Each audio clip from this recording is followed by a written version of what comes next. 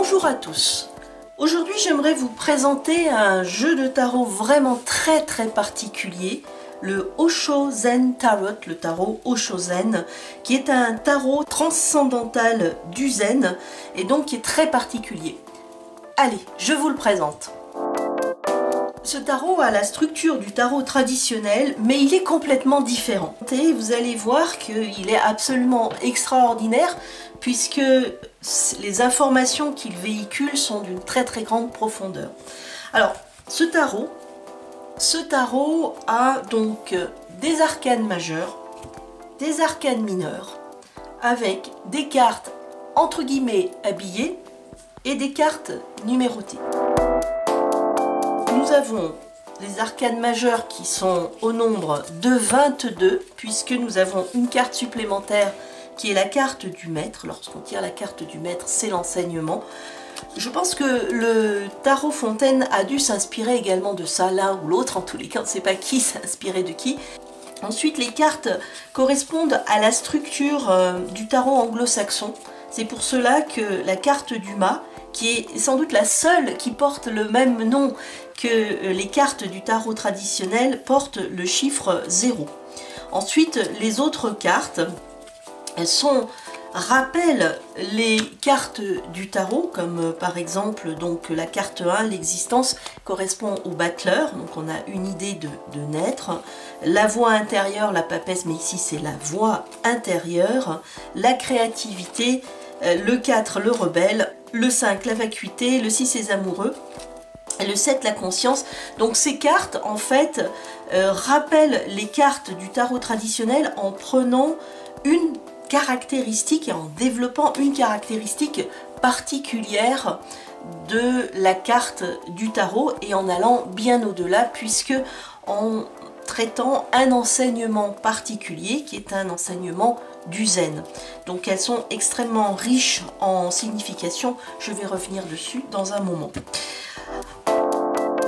Alors, les cartes mineures sont finalement pas très différentes des cartes majeures. Elles ont un enseignement aussi très important. Nous avons les 4 familles qui sont les mêmes en structure que le tarot traditionnel, mais elles s'appellent différemment et elles traitent les choses différemment. Alors, nous avons les nuages, le feu, l'eau et l'arc-en-ciel.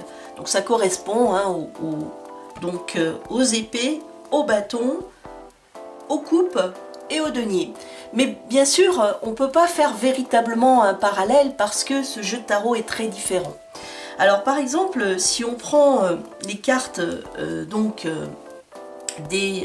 l'arc-en-ciel, elles vont traiter un côté de la vie et une façon de voir les choses. Par exemple, la carte de la banalité est intéressante puisqu'elle fait l'apogée des petites choses qui permettent justement d'être riche et de s'enrichir, et tout ça en évidemment vivant l'instant présent.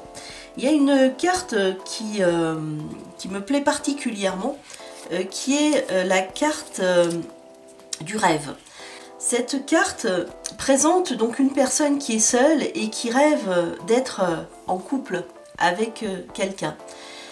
Cette carte nous donne un enseignement, elle correspond à la carte 6, normalement donc des coupes, mais elle a un rapport très lointain avec la carte 6 du tarot, mais son enseignement ici est que pour accueillir l'amour dans sa vie, c'est-à-dire pour rencontrer quelqu'un, il faut commencer par, bien sûr, s'aimer soi-même, développer l'amour en soi, mais surtout accepter ses peurs, les regarder en face et ne pas avoir peur de la solitude. Car en fait, ce qui nous pousse à chercher quelqu'un, c'est la peur ou le désir de possession, comme par exemple le fait on peut aimer une personne, mais on peut aimer aussi l'argent, le pouvoir. Tout cela sont des fuites pour éviter de se retrouver avec soi-même, seul avec soi-même. À partir du moment où on apprend à être seul avec soi-même et on apprend à aimer ces moments avec soi-même, eh bien cela change les choses et on va rencontrer une personne et on ne sera plus esclave de cette peur. Donc carte pleine d'enseignements et qui laisse vraiment une très très grande ouverture à une réflexion sur comment on aborde la vie et quel travail on peut faire pour justement améliorer les choses. Ensuite, nous avons évidemment des cartes entre guillemets habillées, mais elles ne sont pas habillées au sens propre dans ce jeu. Elles apparaissent sous la forme de diamants. Elles portent un nom qui est généralement la qualité de la carte. Alors on comprend également par rapport aux symboles qui sont, donc par exemple donc, le triangle qui monte vers le haut, qui monte vers le bas sur le côté ou autre, qu'il va s'agir d'une énergie montante, donc une énergie yang, ou d'une énergie descendante, une énergie yin. Par exemple, le partage correspond donc à la reine qui est une énergie intérieure, et le créateur correspondrait au roi qui est une énergie externe. Donc c'est pareil avec les autres, hein, le valet et le cavalier, l'un ayant une énergie d'un côté vers la droite et l'autre vers la gauche. Donc ça, ce sont les cartes habillées, et puis ensuite nous avons les cartes numérotées qui commencent par le 0 qui n'est pas numéroté, et puis ensuite qui ont des chiffres traditionnellement comme dans les autres tarots.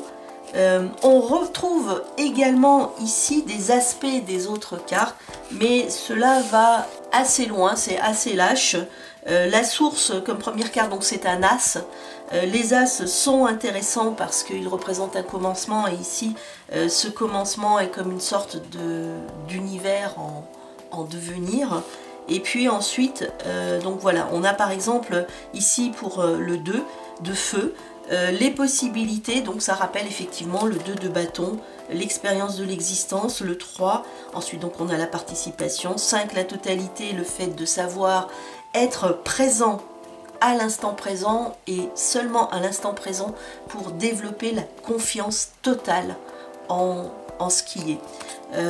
Voilà, donc le succès, hein, carte qu'on retrouve également, le stress, le voyage, l'épuisement, la carte normalement donc 9 du tarot, qui est ici présentée d'une autre façon, et enfin la répression. Donc ces cartes-là sont assez particulières puisque on a l'impression de les connaître et en même temps on se rend compte qu'on ne les connaît pas. On les connaît parce qu'elles ont vraiment la même structure que le tarot. Elles reprennent une grande partie des informations du tarot, mais elles vont totalement ailleurs et elles développent vraiment l'information sur le côté spirituel, évidemment avec la philosophie zen, et elles sont extrêmement profondes. Tirer ces cartes, c'est prendre un moment pour soi, un moment de méditation et de comprendre des choses extrêmement profondes. Il y a également un livret qui est joint à ce jeu. Alors il y a un livret, le livret n'est pas épais, il a simplement 114 pages, il est assez petit, mais il est quand même assez complet. Elles sont présentées de la façon suivante: d'abord les cartes majeures, puis ensuite les cartes entre guillemets habillées, et enfin les cartes numérotées, ce qui m'a obligé à mettre des marques parce que sinon je n'arrivais plus à trouver les cartes et je passais mon temps à feuilleter le livret. Ce livret finalement, bien que succinct, est quand même assez bien fait. Les informations qu'on a sur les cartes sont très intéressantes et donnent beaucoup à réfléchir. On peut ensuite aller chercher plus d'informations sur leur site, qui est ici présenté sur la dernière page. Il y a également une communauté sur le tarot Oshozen qui est importante et qui permet aussi de développer ce type de tarot. Donc finalement le livret, quand on connaît le tarot en général, hein, que ce soit le Rider-Waite ou le tarot de Marseille, est finalement pas trop difficile à prendre en main. Cependant, effectivement, lorsqu'on prend les cartes et qu'on commence à les poser, on est un petit peu surpris au moment de l'interprétation. Alors, qu'est-ce que je peux vous donner comme conseil pour interpréter ce tarot? La première chose, c'est de rentrer dans un autre système de pensée qui est totalement différent ce qu'on connaît avec le tarot. C'est pas un tarot qui va se baser sur des faits, qui va dire voilà, il se passe telle chose, concrètement il faut faire telle ou telle chose. C'est vraiment un tarot qui va vous envoyer vers une réflexion spirituelle, vers une remise en question personnelle pour arriver à mieux comprendre votre existence, votre destinée, votre chemin et ce que vous faites de votre vie.